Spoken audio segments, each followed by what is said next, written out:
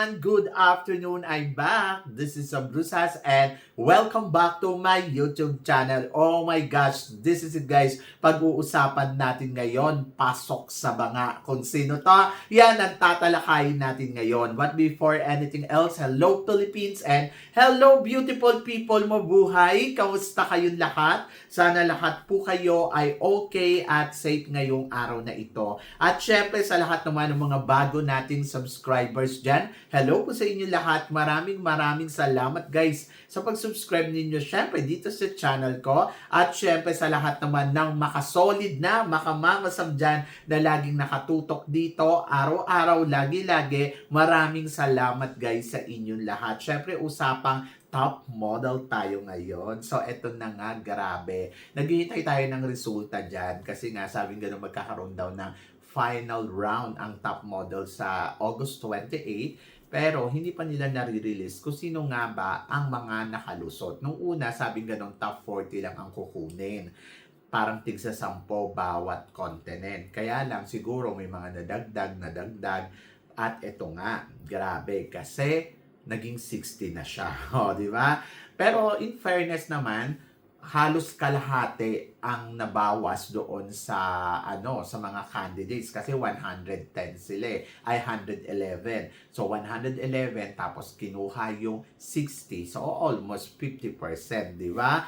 More than 50%. So talagang matindi. Kung tutuusin, pwedeng hindi ka mapasama. Pero by continent siya. Mas marami ang napili nila sa Americas, kung hindi ako nagkakamali. Ang daming candidates doon. Saka sa mga part ng Africa din, madami din, di ba? Pero sa Asia and Oceania, medyo konti lang. But, syempre, ang ating pambato ay pasok sa top 10 ng Asia and Oceania. Yes! So, yon. Hindi pa alphabet order to, pero hindi ko alam kung number 1 ba dito si Indonesia or pang ilang ba. Kasi, di ba, ang iniisip natin si Vietnam, maganda kasi ang execution. So, sa mga lumalabas na prediction, pang number 4, nasa top 4 nila si Vietnam. Kumbaga sa Asia and Oceania, parang ang nakapasok ay si Vietnam.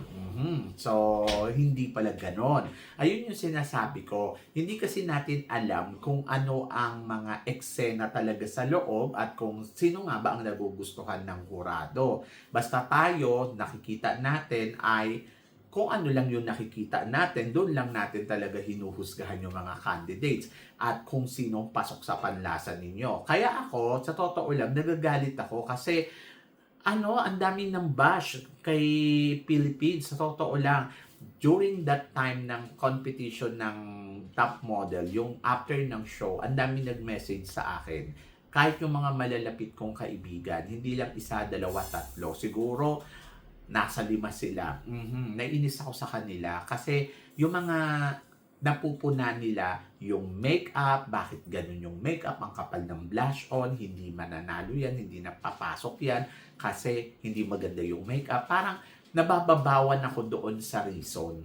Sa totoo lang. Kasi hindi naman sila yung hurado para husgahan nila ng gano'n na parang hindi naman nanalo yan kasi hindi naman siya, hindi maganda yung makeup niya. Hindi pang model yung galawan. May nagsabi pa, ang tigas ng balikat, hindi makagalaw yung kamay, laglag yan, di ba? So, ako, para sa akin, syempre, dinipensahan ko na parang hindi naman yan yung mga basihan. Ang naiirita kasi ako doon sa part na hindi naman yung mga sinasabi ninyo, hindi ko alam kung valid yan or hindi.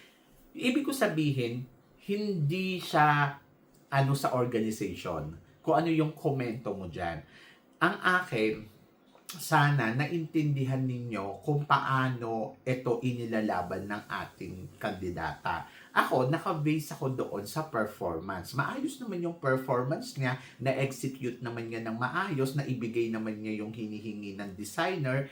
Kaya parang feeling ko, okay, so mapapansin at mapapansin siya dyan. Pero nalulungkot ako kasi yung ibang mga Pilipino, talagang doon lang sila nakafocus talaga doon sa makeup. Hindi ko man lang narinig na parang, oy, ang ganda ng performance niya. Nakita mo ba Mama Sam? Or sana sinabi ninyo na ang performance ni Philippines ang bongga. Ayun lang, hindi ko lang gusto yung makeup. Pero doon tayo sa performance, pasok yan sa banga. Yung mga tipong ganon. Kaya ang mga sagot ko talaga sa kanila, bakit? Ang makeup ba ang naglalakad? Di ba? Kahit pa sabihin natin na lagyan niya ng kung ano-ano sa mukha niya, hindi naman yung makeup ang maglalakad. Ang naglalakad ay yung mga paa niya, di ba? Tapos ayun, sa kabila ng binabatikos siya, hindi nyo alam yung sapatos niya pala nasira na habang nilalakad niya yon. Di ba? Nakakalungkot kung iisipin mo. Parang unfair masyado kay Asia Rose Simpson na parang hinusgahan lang ninyo pero hindi nyo nakita yung magandang performance niya. Hindi nyo nakita yung maalam modelang laban niya, di ba? So yun, so doon sa part na yun talagang nalungkot talaga ako sa mga tao na ano. Kaya sinabi ko, wag niyo nang isend sa akin yung mga ganyan. Kasi syempre pagod ka din, tapos ganun yung mababasa mo, tapos ikaw positive ka pa din. Yung mga tipong ganun. Ang gusto ko lang maging positibo kayo. Hindi yung puro negative ang tumatakbo sa utak ninyo. Tapos ang ending pa, ako pa yung masama, di ba? Kasi pinangangaralan mo sila, pinaiintindi mo sa kanila, ikaw pa yung masama sa mata nila. Nakakalungkot sa totoo lang yung part na yon kasi parang hindi ko alam kung marunong ba talaga kayo tumingin pagdating sa laban, or nakafocus lang kayo doon sa gusto ninyong makita. Dapat yung banat niya, kumakabog yung balakang niya, yung mga tipong ganon. So, iba na ang pageant ngayon, 2026 ngayon. Hindi tayo 1996.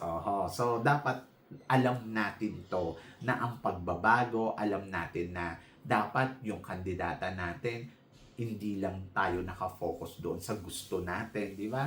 So, maaari yung sa mata ninyo hindi pasok, pero doon naman sa hurado, maganda ang ipinapakita. Sabi ko nga sa inyo, maganda si Asia in person. Paulit-ulit ako dyan. Hindi siya yung tipong pag ito ang tinignan mo, kapag tinignan mo siya sa photos, ang ganda-ganda, pero pagdating sa person, wala naman ang ibubuga. May mga ganun na girls. Sa Asia, hindi siya kagandahan sa mga photos, pero in person, sobrang ganda daw talaga ni Asia. So, yun. Kaya, sabi ko nga sa inyo, kahit konting-konti lang yan, maliit lang, kapitan ninyo. Di ba? So, kung parang feeling ninyo failed siya ngayon, huwag kayong mag-alala, makakabawi yan bukas. Kasi day by day naman yung activity, di ba? So, yun. So, ako, para sa akin, tulad nga na sinabi ko, malakas ang laban ng pambato natin. At dito nga sa top model ay congratulations Philippines kasi pasok siya sa banga. So sino-sino ang mga pumasok?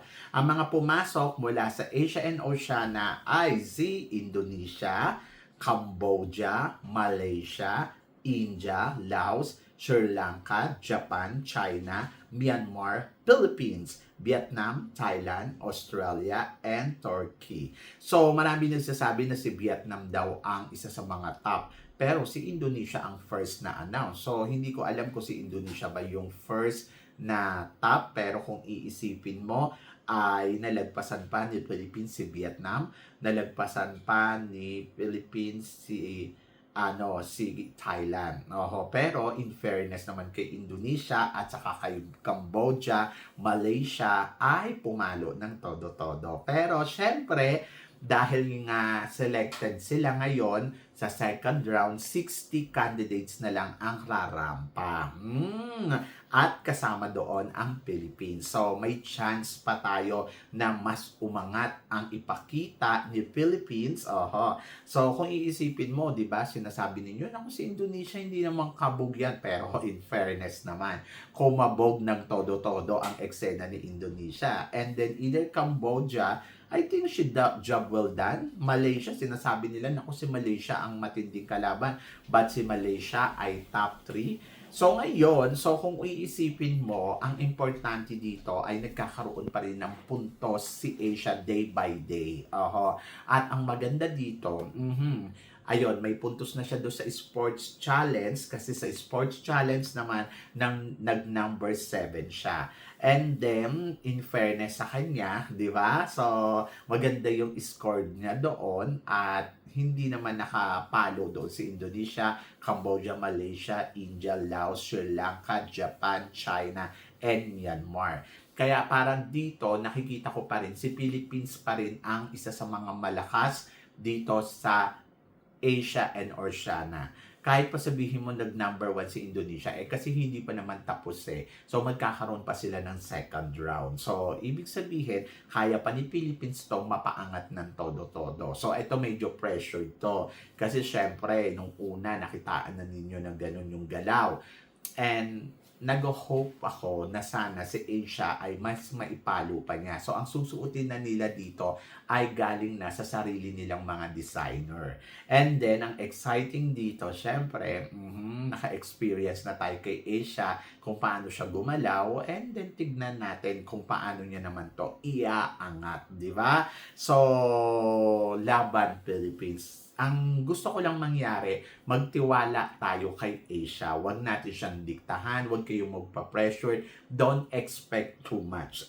Just go to the flow and then enjoy.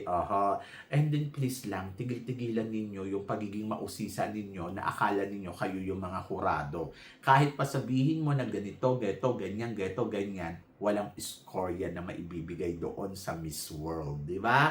So, yon. So, naiintindihan ko, naglalabas kayo ng mga emotion ninyo, naglalabas kayo ng eksaktong nararamdaman ninyo or eksaktong reaction ninyo, pero pakiusap ko lang din naman, bigyan nyo rin ng consideration ang kandidata natin kapag nagbibigay kayo sa kanya ng komento or bigyan ninyo ng appreciation yung mga iginagawa niya at kung paano niya nilalaban ang laban niya dito sa Miss World. Always remember, si Asia ay walang experience sa kahit anong pageant. Si Asia ay isang baguhan na kandidata at take note, she is only 18 or 19 years old. Diba?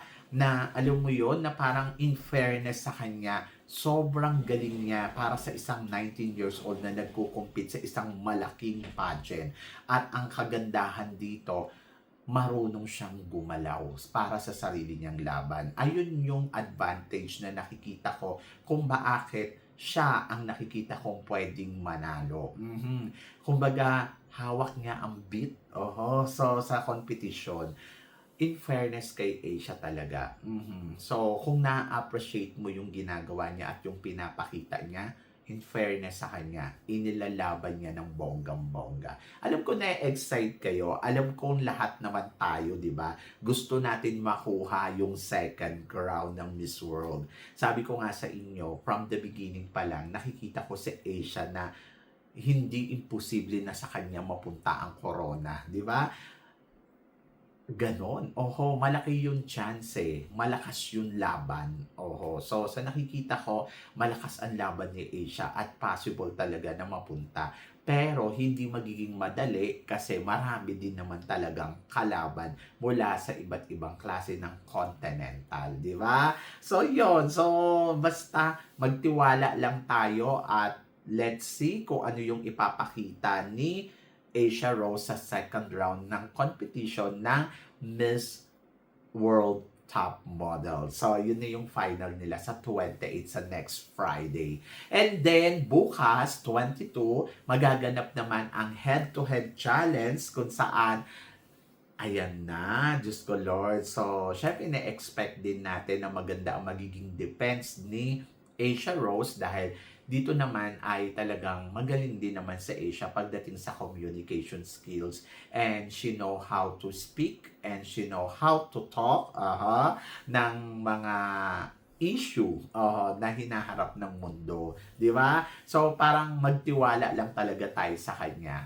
Just keep praying for her. Ayun yung the best na gawin natin. Kesa husgahan natin, abangan natin kung kailan siya magkakamali, abangan kung kailan siya demerit, mga ganon. Wag ganon, mga Mars. Dapat ang inaabangan natin sa kanya kung paano niya na itatawid yung laban at ipag-pray pa natin siya ng bonggang-bongga na sana magkaroon siya ng lakas ng loob na alam mo yon na maitawid ang lahat ng challenge sa kanila. And good luck kay Miss Philippines. And of course, I'm so excited sa magiging resulta ng Miss World ngayong taon na to. So, feeling ko, panalo yan. Di ba? So, yan. So, kayo ba? Ano ba ang masasabi ninyo? Na-excite ba kayo? So, after nga ng Sport Challenge, ngayon naman ay Top Model Challenge. And then, of course, sasabayan neto bukas ng Head-to-Head Challenge. Excited ka na ba para kay Asia? I-comment below mo yan para at least malaman ko naman kung ano naman ang chika mo dito sa mga pinag-uusapan natin ngayon. Syempre maraming salamat po sa inyong lahat sa love and support na binibigay ninyo syempre dito sa channel ko at sa mga hindi pa nakaka-follow at nakaka-subscribe. Baka naman please don't forget to click like and subscribe my channel at i-click nyo na rin po ang notification bell to more updated syempre sa aking mga chika. Sabi ng ganon, always keep smiling and laban lang. So guys, hanggang dito na lang. Hanggang sa muli nating chikahan. See you tomorrow. Thank you guys.